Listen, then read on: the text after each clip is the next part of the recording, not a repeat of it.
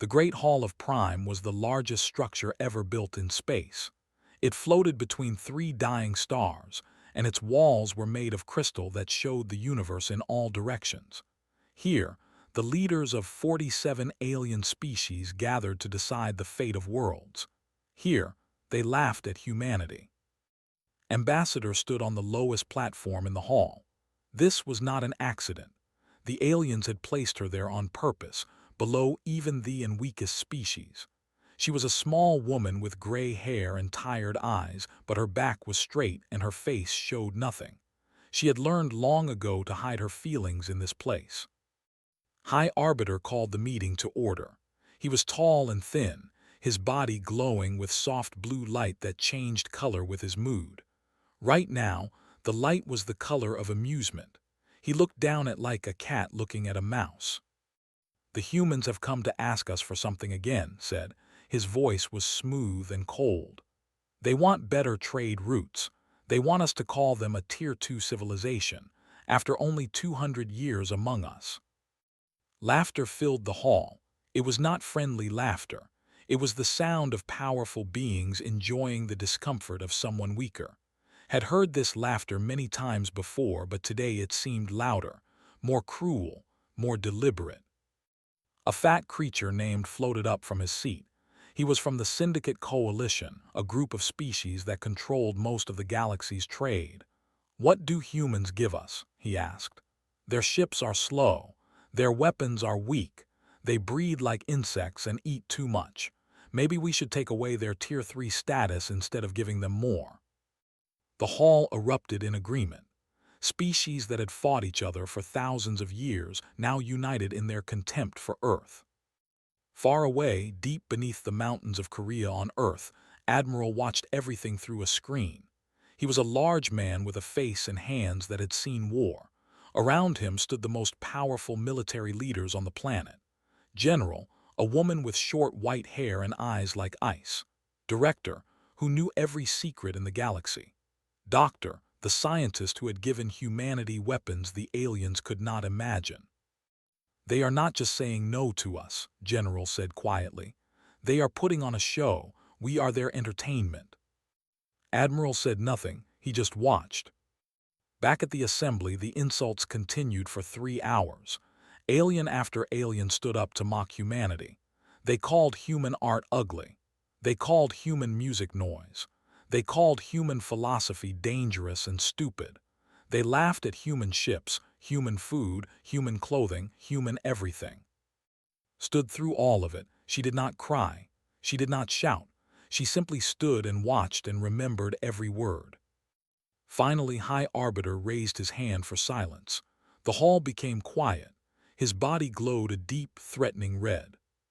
"Perhaps," he said slowly, "the humans should be grateful we let them live at all. Their solar system sits on valuable space lanes that better species could use more effectively." Everyone understood what he meant. He was threatening to take Earth's territory. He was threatening to remove humanity from the galaxy entirely. Felt her communicator vibrate against her leg. She looked down at the small screen hidden in her sleeve. The message was short, just a few words from President himself. She read it twice to make sure she understood. Then, for the first time that day, she smiled. "Distinguished members of the Assembly," said. Her voice was calm and clear. It cut through the whispers like a knife. "The United Earth government thanks you for making our position so very clear."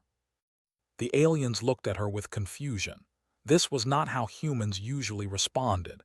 Usually they begged. Usually they apologized. Usually they promised to do better. "Effective immediately," continued. "Earth withdraws from all treaties, all agreements, and all accords with every species in this hall." Silence, complete and total silence. Even the machines seemed to stop humming. All 47 of them. Glow flickered. "You cannot do that, the consequences." "We can," said. "We just did. You have made it clear that humanity has no friends here, no allies, no future among you, so we will make our own future, alone." She turned and walked toward the exit. Every eye in the hall followed her. "This is madness," shouted. "You are nothing without us. Your technology is primitive. Your military is weak. You will be destroyed within a year." Stopped at the door. She looked back over her shoulder at the assembled aliens, at all their power and arrogance and cruelty. "Perhaps," she said, "or perhaps you never really knew us at all." She walked out, the doors closed behind her. In the command center beneath Korea, Admiral turned to his colleagues. "It is done. Send the signal." General nodded and pressed a button on her console. A single word went out to every human ship, every human station, every human colony in the galaxy. The word was awaken. 200 years of hiding was over. 200 years of pretending to be weak was finished. The aliens had shown humanity exactly what they thought of Earth. Now humanity would show them the truth. And the truth would terrify them. For 200 years, every human ship that flew through alien space was slow and clumsy on purpose. Every weapon system was weak on purpose. Every piece of technology was simple on purpose. Human leaders had learned from their own history. When strange ships came to new lands on Earth long ago, the people who showed their true strength were always conquered first. So humanity showed the aliens only 15% of what they could really do. They called this secret the Veil Protocol. Now the veil was lifting.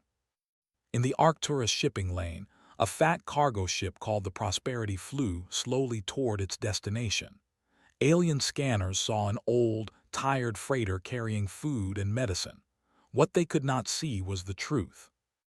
Captain received the signal at exactly midnight Earth time. He smiled and pressed a sequence of buttons that only he knew. The outer hull of his ship began to fall away like the skin of a snake. Metal plates tumbled into space, revealing the real ship beneath. The Prosperity was gone. In its place was the Sovereignty, a warship covered in weapons that alien science could not explain. Antimatter cannons lined its sides. Gravity torpedoes sat in its belly. Shields powered by tiny black holes wrapped around it like armor. This happened 800 times across the galaxy in the same moment. Cargo ships became destroyers. Mining platforms became fortresses. Even the small embassy stations that aliens had ignored for years unfolded into heavily armed bases. Doctor watched the awakening from her laboratory beneath Mount. She was an old woman now, with white hair and hands that shook slightly, but her mind was still the sharpest on Earth. She had spent 40 years building weapons that she thought would never be used. Now those weapons were coming alive. Her young assistant stood beside her, watching the screens with wide eyes. "How did we hide all this?" she whispered. Doctor pointed to a map of the galaxy. The aliens believed humanity controlled 12 star systems. The map showed the real number, 143. Hidden colonies, secret factories, research stations floating in dimensions that alien eyes could not see. "We discovered subspace 20 years ago," Doctor explained. "A dimension that exists beside our own, invisible to everyone except us. We have been building there ever since." "Building what?" Doctor changed the display, gasped. "Ships, thousands and thousands of ships, warships larger and more powerful than anything the galaxy had ever seen. 42,000 of them, waiting in subspace like wolves waiting to hunt. In orbit around Earth, the Veil stations shut down. These satellites had been lying to alien sensors for 2 centuries, making Earth look weak and undefended. Now the planet showed its true face, a fortress world wrapped in layers of shields, protected by 6,000 weapons platforms, armed with enough firepower to crack moons. Admiral authorized the first fleet to move. 1,200 ships flew out from Earth, but these were just the ones the aliens could see. The real fleet stayed hidden in subspace, ready to strike anywhere in the galaxy within minutes. President appeared on every screen in known space. He was a calm man with a kind face, but his eyes were hard as he spoke. "For 200 years we came to you with open hands. We asked only for fairness. We offered only friendship. You gave us insults. You threatened our destruction. You called us primitive while we stood silent, protecting ourselves from your cruelty." He paused. Every alien in the galaxy was watching. "That silence ends today. Humanity will no longer ask for respect. We will demand it. Think carefully about what you do next. We will not warn you again." The transmission ended. On Prime, High Arbiter stared at his screen in disbelief. His advisors ran back and forth, shouting numbers and reports that made no sense. Human ships were appearing everywhere. Human weapons were destroying everything they touched. Human technology was doing things that should have been impossible. "This cannot be real," said. "They were primitives, we watched them, we studied them, they could barely travel between stars." His military commander, a veteran named, shook his head slowly. "We saw what they wanted us to see. They fooled us. They fooled everyone, for 200 years. But why hide such power?" Looked at his leader with something like pity. "Because they knew what we would do if we saw them as a threat. They knew we would try to destroy them before they grew too strong. So they pretended to be weak until they were too strong for us to stop." Sglo turned pale. For the first time in his long life he felt fear. Across the galaxy, 47 species were feeling the same thing. They had kicked a dog for 200 years, laughing at its whimpers. Now the dog was standing up, and it was not a dog at all. It was a wolf. It had always been a wolf. And it was very, very hungry for justice. They were proud, too proud to accept what their eyes were showing them. High Arbiter refused to believe that humans could be stronger than his ancient and powerful species, so he sent his personal fleet to teach them a lesson. 37 warships jumped through hyperspace toward the human colony on 442b. These were not ordinary ships. They were the finest vessels they had ever built, crewed by the best soldiers in their empire. Expected them to burn the colony to ash and return within a day.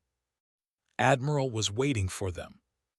She was a small woman with a round face and gentle eyes that hid a mind like a steel trap. For 11 years, she had commanded Guardian Station 7, a boring little outpost that aliens barely noticed. They thought it was just a rest stop for human travelers. They were wrong. When the fleet dropped out of hyperspace, was sitting in her command chair drinking tea. She watched the alien ships arrange themselves in a perfect attack formation. She listened to their demands for surrender. She finished her tea. Then she pressed a button. Guardian Station 7 was not a rest stop. It was the control center for a network of hidden weapons platforms floating in subspace. And it was home to the 14th Expeditionary Fleet, 60 human warships that had been invisible until this moment. The commander had just enough time to see the human ships appear around him before the first shot was fired. The weapons were called gravity distortion cannons. They created small areas where space itself twisted and crushed. The lead battleship, a magnificent vessel that had won 100 battles, folded in on itself like paper being crumpled by a giant hand. One moment it was there. The next moment it was a ball of compressed metal smaller than a house. The battle lasted 4 minutes. Did not allow any ship to escape. She did not allow any escape pods to flee. When it was over, 37 warships and 12,000 soldiers were gone, destroyed so completely that there was almost nothing left to find. She broadcast a single message to the galaxy. Humanity remembers every insult, every threat, every laugh at our expense. We have been keeping count. The news spread like fire. Species that had felt safe in their power suddenly realized they were not safe at all. The galactic community called emergency meetings. Old enemies stopped fighting each other and started talking about the human problem. On Earth, the leaders argued about what to do next. Counselor was the voice of caution. "We have made our point," she said. "If we keep attacking, we will unite every species against us." General shook her head. "They were already united against us. The only thing that has changed is their fear. Fear is the only language they understand. President listened to both sides. Then he turned to Ambassador, who had just returned from the assembly. You spent 200 years living among them. What do you think we should do? Thought for a long moment. They respect strength, she said finally. But more than strength, they respect certainty. We need to show them that fighting us is not just dangerous, it is pointless. We need to show them that if they make us their enemy, they have already lost. The president nodded slowly. Admiral, activate Protocol Omega. Deep in subspace, something began to move. Something ancient and massive and terrible. The Infinity was humanity's greatest secret. It was a ship 12 kilometers long, powered by a captured star that burned in its heart. It had taken 3 generations to build. It was the most powerful weapon ever created by any species in the history of the galaxy. And now it appeared in the center of alien space, right next to Prime itself. It came without warning. There was no hyperspace signature, no energy flash, nothing. One moment empty space. The next moment a ship larger than most space stations, glowing with the light of its captured sun. The Syndicate Coalition saw opportunity. They gathered 1,800 warships from 7 different species and surrounded the Infinity. It seemed like madness for the humans to send one ship alone, no matter how big. The aliens thought this was their chance to strike back. Captain stood on the bridge of the Infinity, watching the enemy fleet close in around him. His crew looked nervous, but he was calm. He had been waiting for this moment his entire life. Sir, his sensor officer said, they are demanding our surrender. Smiled, let them finish surrounding us first. I want them all in range. The alien ships took their positions, weapons charged and ready, 1,800 against 1. They were certain of victory. Activated the resonance field. It was not really a weapon. It was more like a song, a vibration that traveled through space itself. But this song was tuned to a very specific frequency. A frequency that made the basic forces holding matter together become weak and unstable. In 30 seconds, every alien ship within range fell apart. Not exploded, not burned, simply fell apart as bolts loosened and welds cracked and hulls separated into pieces. 1,800 warships became 1,800 drifting wrecks, their crews alive but helpless, their vessels turned to junk. The Infinity broadcast a message. Your ships will be towed to safety. Your crews will be returned home. This mercy is offered once, only once. No one laughed at humanity anymore. Fear can make enemies into friends. All 47 alien species who had spent thousands of years fighting each other now stood together against humanity. Old hatreds were forgotten. Ancient wars were set aside. The coalition fleet gathered, 112,000 warships, the largest military force ever assembled in galactic history. High Arbiter was given command.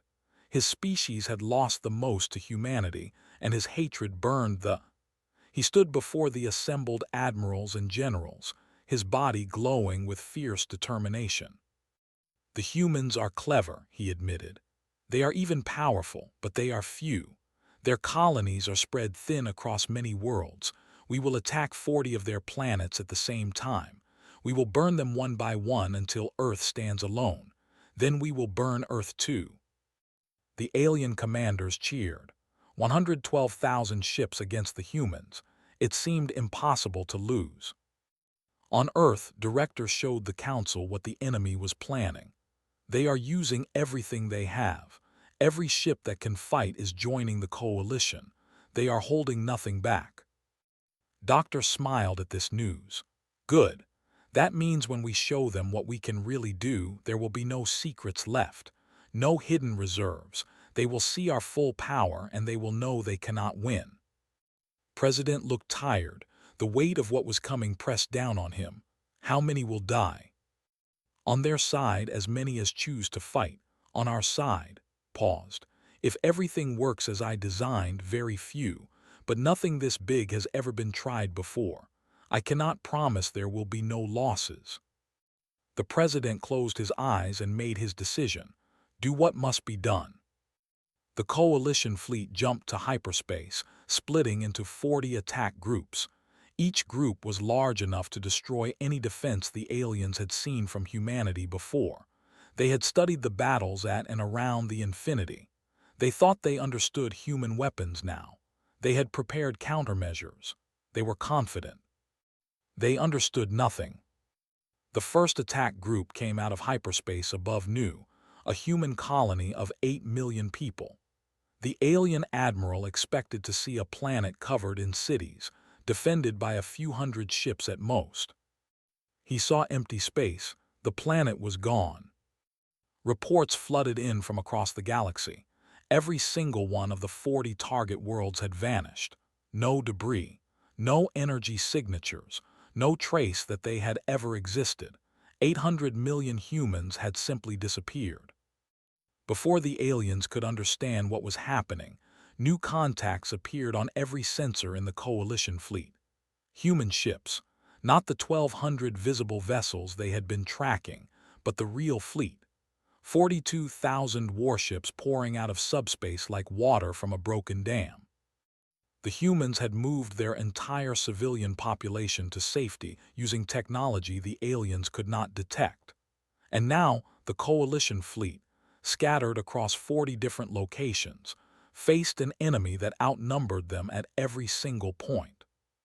The first battle of the void lasted 9 hours. It was not really a battle. It was a slaughter. Human shields turned aside alien weapons like rain bouncing off stone.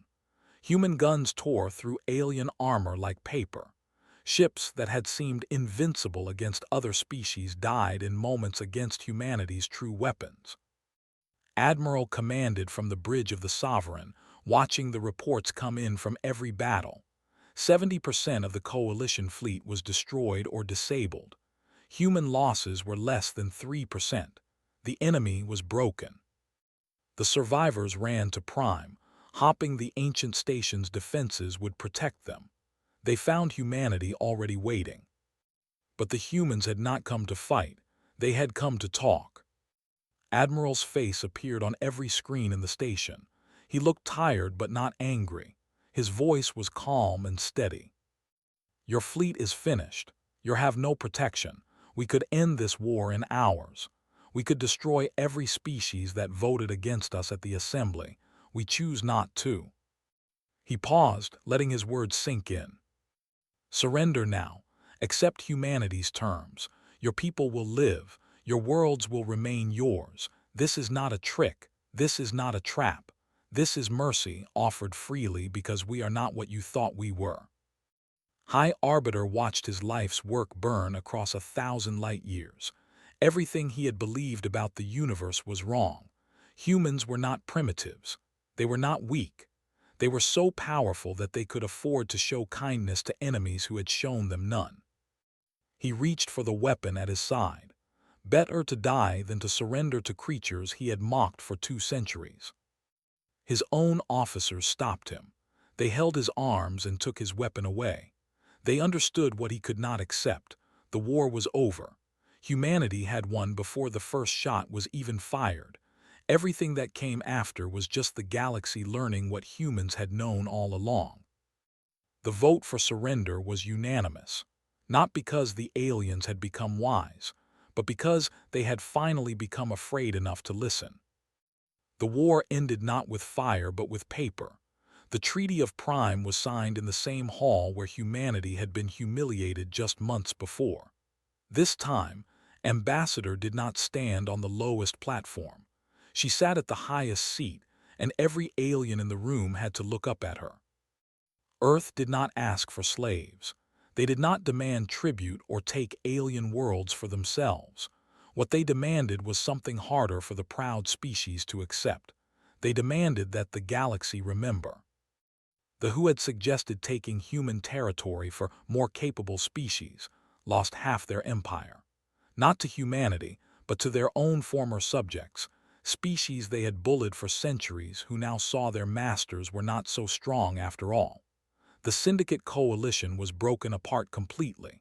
Its member species were forbidden from forming any military alliance for 500 years. But the true punishment was simpler and more painful than any loss of territory. Ambassador created the Remembrance Protocol. Every year, on the day when humanity had been mocked at the Assembly, every species would be required to broadcast the historical record, the laughter, the insults, the threats, and then what happened after. Every child in the galaxy would grow up knowing how their ancestors had treated humanity and how humanity had responded. They will never forget what we could have become, said at the first session of the new assembly. And they will never forget what we chose to be instead. We could have destroyed them all. We showed mercy. That mercy is not weakness. It is strength so great that we could afford to be kind. The 40 vanished colony worlds came back. They appeared exactly where they had been before, as if they had never moved. Doctor explained that the planets had been shifted into subspace, a dimension the aliens could not see or reach. The 800 million humans who lived on those worlds had been in no danger at all. They had simply watched the war from a place the enemy could never touch. Humanity had won, without losing a single civilian life. The years passed, and the galaxy slowly changed. Admiral retired to Nu, the world of his birth. He spent his remaining years teaching young officers and writing about the war. His books became required reading in every military academy in human space. General took his place as commander of all human forces, though there was little fighting left to do. Her job became keeping the peace, and she was surprisingly good at it. The woman who had planned the destruction of enemy fleets now planned trade routes and cultural exchanges. Doctor continued her research, though now she worked in the open instead of hiding in underground laboratories. Young scientists from every species came to study with her, learning secrets that would have seemed like magic just a few years before. President served 2 more terms before stepping down. He was remembered as the leader who showed humanity's true face to the galaxy. His successor, President, worked to build real friendships with species who had once been enemies. It was slow work, but it was important work. The galaxy itself was transforming. Human technology spread to other worlds, making life better for billions of beings who had once feared Earth. Human art and music, once called noise and primitive, became popular across known space. Human ideas about fairness and dignity began to take root in cultures that had never considered such things before. High Arbiter lived another 40 years in exile on his. He was stripped of all rank and title, forced to watch as everything he had believed in crumbled around him. Other species no longer bowed to the Other species no longer feared them. The universe had known was gone forever. In his final days, a human journalist named came to interview him. She was young and bright-eyed, and she treated him with respect even though he deserved none. "Do you have any regrets?" she asked. Was quiet for a long time. His glow, once bright and proud, had faded to a dim flicker. "One regret," he said at last. "I regret that we did not see you clearly. You hid your strength and we thought you were weak. You showed us patience and we believed it was fear. You offered us friendship and we gave you contempt." He paused, struggling with words that did not come easily. "We were the primitives. We simply did not know it." Nodded and recorded his words. They would be remembered for a long time. "For what it is worth," she said gently, "humanity has forgiven you. Not because you earned it, not because you deserved it, but because we chose to.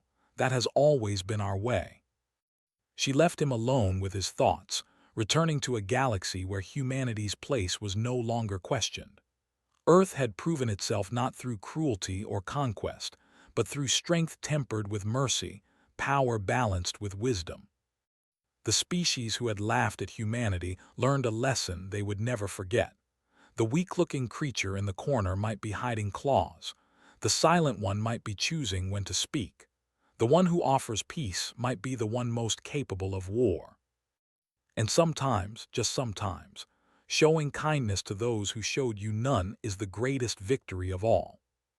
Humanity had not just survived, humanity had risen, and the stars themselves would remember their name.